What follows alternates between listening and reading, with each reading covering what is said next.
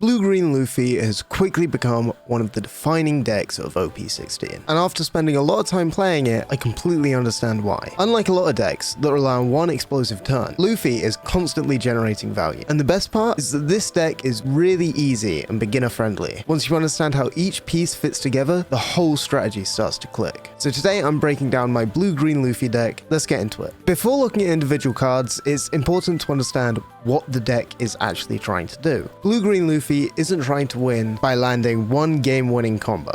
Instead, this deck wins by drawing extra cards, reusing on-play effects, and playing strong characters ahead of the curve. So eventually, your opponent simply can't answer everything you're putting onto the board. Everything revolves around our leader ability. Once per turn, if the only characters on your field are Impel Down type characters, set up to 2 of your Don cards as active. That might not sound game-breaking at first, but it's incredibly powerful early game. Those 2 Don let you continue developing your board every single turn without falling behind on tempo. One important thing to remember though is that this ability does not give you extra Don. It simply reactivates 2 you've already used. That means you can't suddenly play a 4-cost character on turn 1, but you can play multiple smaller characters or use Don to activate effects. As long as you manage your resources well, those 2 extra Don every turn really start to snowball, and that's exactly what this deck is built around. The early turns are all about establishing your engine. Ideally, your opening hand wants around 4 Don worth of playable characters, assuming that you're starting second. The 2 cards I'm happiest to see early are Blue Mist 1 and Mr. 2. Both immediately replace themselves when played by drawing another card, meaning you keep your hand size healthy while developing your board. Mr. 1 becomes a serious attacker once you attach a Don to him, gaining an extra 3000 power as long as you're holding 5 or more cards. Since both he and Bon Clay replace themselves immediately,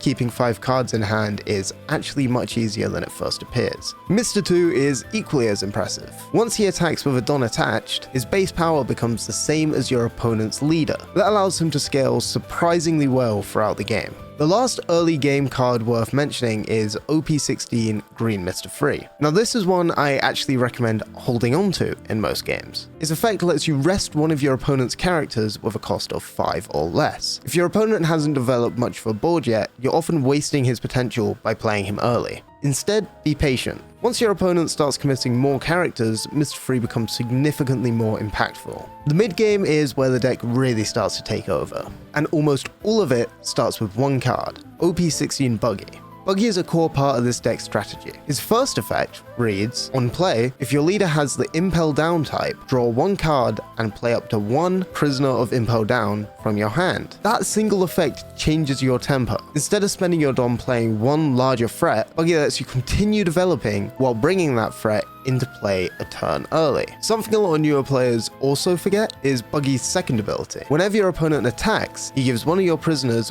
blocker until the end of their turn. That flexibility means your larger bodies aren't just offensive threats, they can suddenly become defensive tools as well. Alongside Buggy, we have ST30 Mr. 3. By resting himself, he gives up to 2 of your 6000 power characters 2 rested Don each. Those 3 Don attachments allow your attackers to hit much harder without committing additional resources from your turn. It's another example of how this deck continually creates value from seemingly small effects. I want to quickly touch on the Prisoner of Impel Down card too. The main benefit of this card is its 6000 power, but also the fact that unlike most other cards, you can have as many of them in your deck as you want, meaning you're basically guaranteed to have at least 1 or 2 of them in your hand by the time you can play them in mid-game. Quick reminder before we get any further into the video, I checked my analytics and apparently 99% of you aren't subscribed. So if you're enjoying the content and want to help the channel grow, consider subscribing. Anyway, let's carry on. One of my favorite things about this deck is its ability to bounce your own characters. Crocodile demonstrates this perfectly. When he's played, you return 1 of your own characters costing 2 or more back to your hand before playing another Impel Down character costing 2 or less. At first this sounds pretty pointless. In reality, you're reusing all of those on-play abilities we've just talked about. Replay Mr. 1 or Mr. 2, draw another card. Replay OP16 Mr. 3, and you can rest one of your opponent's characters. You're constantly recycling effects. Miss Olive follows the exact same philosophy. She's another blocker. but instead of putting another body into play, she returns one of your characters, draws 2 cards, then lets you discard one, allowing you to replay the card you just returned if you have the spare Don. But that filtering is incredibly valuable during longer games because it helps you dig towards the exact cards you need. Finally, we have Blue Mr. Free. This card does a surprising amount of work. By trashing him, you draw 2 cards while also preventing one of your opponent's characters, costing 9 or less, from attacking until the end of their next phase. It's fantastic for slowing your opponent down while continuing to refill your hand. Again, more value. Everything in this deck is about value. Eventually, there comes a point where you've built a board your opponent simply can't keep up with. That's where Boa Hancock and the event card Let's Go to Navy Headquarters come in. Boa is incredibly awkward for your opponent to deal with. She's unblockable, meaning that your attacks are almost guaranteed to connect, while her on-play effect prevents one of your opponent's characters from being rested until the end of their next end phase. That can completely shut down certain defensive options and make lethal damage much easier to find. Then we have arguably the strongest finisher in the deck. Let's Go to Navy Headquarters. Once you've built a board of 5 different Impel Down characters, resting 6 Don lets you set your leader and every single one of your characters back to active. This means an entire second wave of attacks. This is the point where games usually end. You've already spent the whole game building a wider and wider board, now your opponent suddenly has to survive 2 full rounds of attacks, and very few decks can.